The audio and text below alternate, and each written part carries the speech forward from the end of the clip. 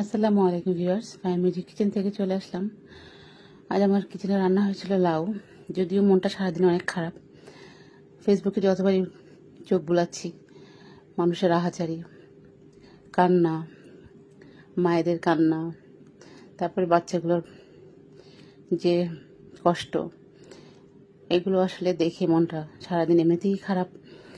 কিন্তু রান্না বান্না তো করতেই হবে। তো আজকে রান্না করেছিলাম চিংড়ি মাছ দিয়ে লাউ। সেই রেসিপিটা আমি আপনাদের সাথে শেয়ার করছি। এখানে প্রথমে চুলা কড়াই বসে তাতে তেল দিয়ে দিয়েছি আর পেঁয়াজ বাটা দিয়ে একটু ভেজে নিয়ে তারপরে হলুদের গুঁড়া, একটু ধনিয়ার গুঁড়া, একটু জিরার গুঁড়া দিয়ে দিয়েছি। যেহেতু লাউ রান্না করব তাই লাল মরিচের গুঁড়ো আমি এখানে ইউজ করব না। দিয়ে দেবো কিছু কাঁচামরিচ। যেহেতু কাঁচামরিচ দিয়ে রান্না করবো, পুরো রান্নাটাই আমি এই ধরনের পানি তরকারি, লাউ, তারপরে চাল কুমড়া, চিচিঙ্গা, ঝিঙ্গা, এইসব আসলে লাল মরিচের গোটা দিয়ে রান্না করলে তরকারির কালারটা কেমন জানি নষ্ট হয়ে যায়, আমার কাছে লাগে। এই জন্য ম্যাক্সিমামটাই আমি এটা কাঁচামরিচ দিয়ে রান্না করার চেষ্টা করি। এরপরে দিয়ে দিয়েছি চিংড়ি মাছ, ছোটো চিংড়ি মাছ দিয়ে রান্না করব। এরপর চিংড়ি মাছটা দিয়ে একটু পানি দিয়ে মশলাটা খুব ভালো মতো কষিয়ে নেব।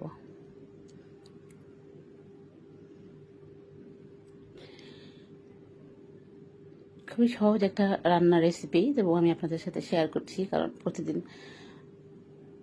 প্রতিদিনই আমি বলে থাকি যে আসলে আমার কিচেনে যা রান্না হয় সেগুলো আমি আপনাদের সাথে শেয়ার করি। মশলাটা কষানো হয়ে যাওয়ার পরে আমি লাউ কেটে রাখা লাউগুলো দিয়ে দিলাম, দিয়ে ভালো মতো নেড়ে চেড়ে এরপর একটা ঢাকনা দিয়ে ঢেকে কিছুক্ষণ কষাবো।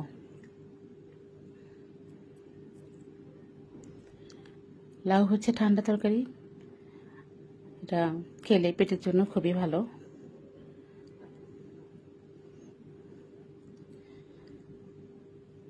ঢাকনাটা উঠিয়ে দিলাম, কিছুক্ষণ পরে সে আমি তারপরে আবার একটু নেড়ে চেড়ে দিচ্ছি, একটু কষিয়ে নিয়ে তারপরে এখানে হালকা ঝোলের জন্য একটু পানি দিয়ে দেবো আমি।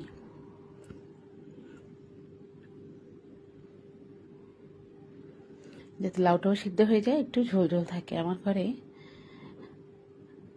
একটু ঝোল ঝোল লাউ খেতে আসলে ভালো লাগে, হালকা ঝোল থাকবে।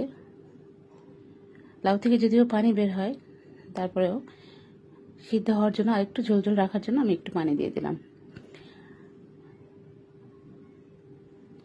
কাঁচামরিচ দিয়ে রান্না করলে লাউয়ের এই যে একটা কালার আছে, এই কালারটা খুব সুন্দর হয়।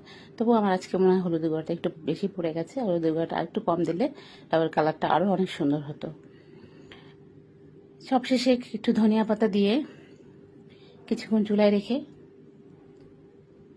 এরপর এটা আমি নামিয়ে নেব। তো ভিউয়ার্স, যদি আমার ভিডিও আপনাদের ভালো লাগে তাহলে অবশ্যই আপনারা আমার পাশে থাকবেন। আর এতক্ষণ ধৈর্য ধরে ভিডিওটা দেখলেন সেজন্য অনেক ধন্যবাদ। আসসালামু আলাইকুম, আল্লাহ হাফিজ, ভালো থাকবেন সবাই।